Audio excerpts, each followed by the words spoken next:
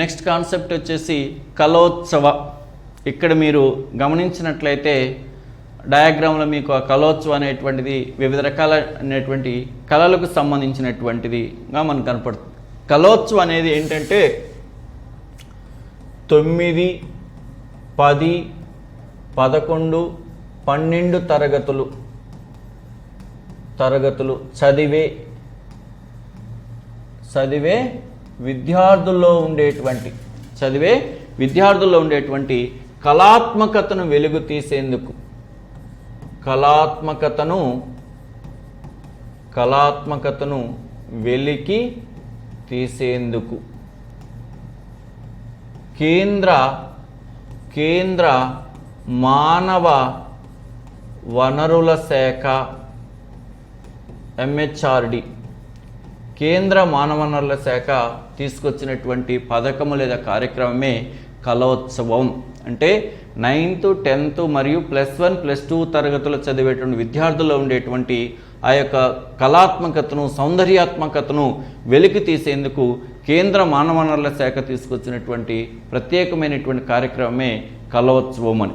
మరి ఈ యొక్క కళోత్సవ కార్యక్రమంలో భాగంగా మరి ముఖ్యంగా ఆదివాసీ సంప్రదాయాలు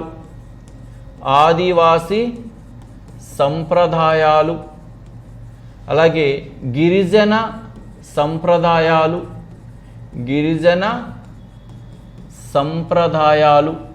ఆదివాసీ సంప్రదాయాలు ఆదివాసీ సంప్రదాయాలన్నా గిరిజన సంప్రదాయాలన్నా ఒకటేనా?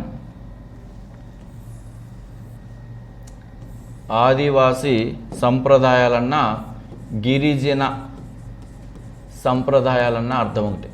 ఆదివాసీ సంప్రదాయాలు గిరిజన సంప్రదాయాలు అలాగే జానపద సంప్రదాయాలు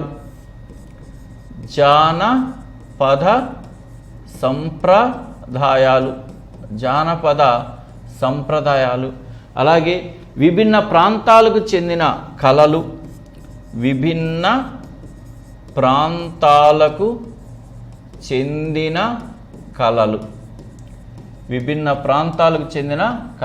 వీటిపైన విద్యార్థుల యొక్క అభిరుచిని వెలికి తీయడానికి, అంటే ఆదివాసి లేదా గిరిజన సంప్రదాయాలు, జానపద సంప్రదాయాలు, విభిన్న ప్రాంతాలకు చెందినటువంటి కళలు, వీటికి సంబంధించినటువంటి అభిరుచులు లేదా వీటికి సంబంధించిన సామర్థ్యాలు విద్యార్థుల్లో ఉన్నట్లయితే వాటిని వెలికి తీయడం అనేటువంటిది ఈ యొక్క కళోత్సవ కార్యక్రమంలో ఒక ముఖ్యమైనటువంటి ఉద్దేశం. ఈ 9, 10, 11, 12 తరగతులు చదివేటువంటి విద్యార్థుల్లో ఉండేటువంటి గిరిజన సంప్రదాయాలు, జానపద సంప్రదాయాలు, విభిన్న ప్రాంతాలకు చెందినటువంటి కళలకు సంబంధించినటువంటి ఆ అభిరుచిని వెలికి తీయడం అనేది ఈ కార్యక్రమం యొక్క ప్రత్యేకమైనటువంటి ఉద్దేశం. అంతేకాదు ఇంకా ఏం చేస్తారంటే దృశ్య కళలు, విజువల్ ఆర్ట్స్, దృశ్య కళలు అలాగే సంగీతం,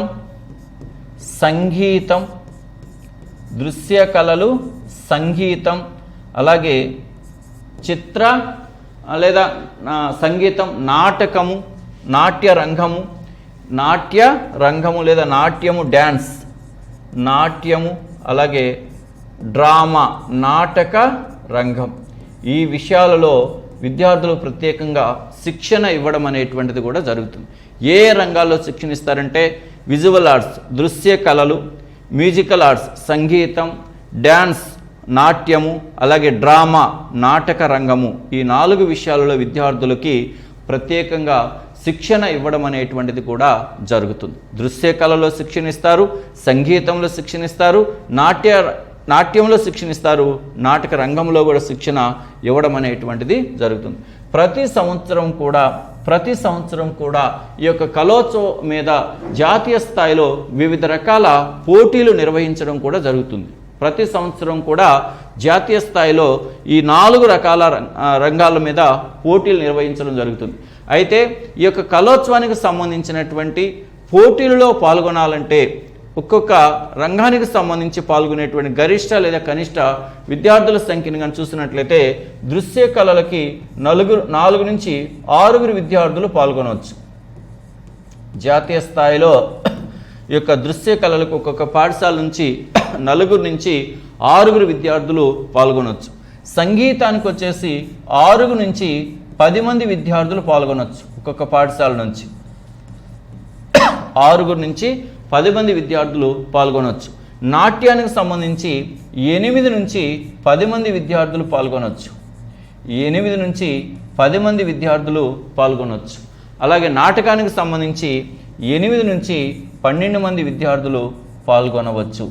8 నుంచి 12 మంది అంటే జాతీయ స్థాయిలో జరిగేటువంటి పోటీలు ఇవేవైతే దృశ్య సంగీతం నాట్యం ఉంటుందో వీటికి సంబంధించి జాతీయ స్థాయిలో పాల్గొనేటువంటి పోటీలకి దృశ్య కళలకు 4 నుంచి 6 విద్యార్థులు పాల్గొనవచ్చు.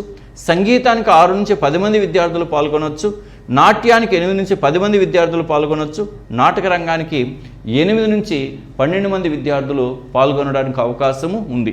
మరి ఈ పోటీలలో విజయం సాధించినటువంటి గ్రూపుకు మరి రకరకాల బహుమతులు కూడా ఇవ్వడం అనేటువంటిది జరుగుతుంది. ఎవరైతే వీటిలో మొదటి బహుమతి సాధిస్తారో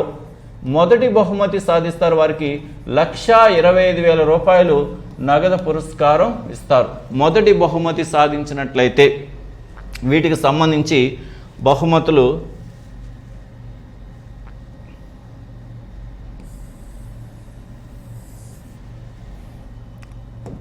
చూడండి.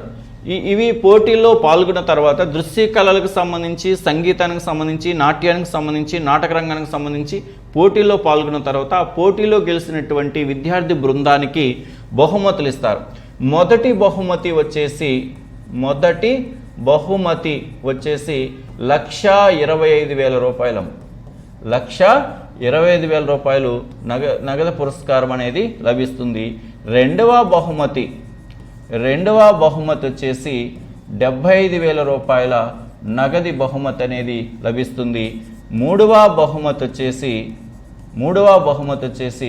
50,000 రూపాయలు నగదు బహుమతి అనేటువంటిది వస్తుంది. ఇలా దృశ్య కళలు, సంగీతము, నాట్యము, నాటక రంగానికి సంబంధించిన విషయాలు శిక్షణ ఇస్తారు. మరియు శిక్షణ తర్వాత వీరు జాతీయ స్థాయిలో జరిగేటువంటి పోటీల్లో పాల్గొనవచ్చు. మరి జాతీయ స్థాయిలో పాల్గొనేటువంటి పోటీల్లో ఒక్కొక్క పాఠశాల నుంచి పాల్గొనేటువంటి విద్యార్థులకు సమూహం ఎలా ఉంటుందంటే దృశ్య కళలకు సంబంధించి అయితే కనిష్టంగా 4 గరిష్టంగా 6 విద్యార్థులు, సంగీతానికి సంబంధించిన పోటీలు అయితే 6 నుంచి 10 మంది విద్యార్థులు, నాట్యానికి సంబంధించిన పోటీలు అయితే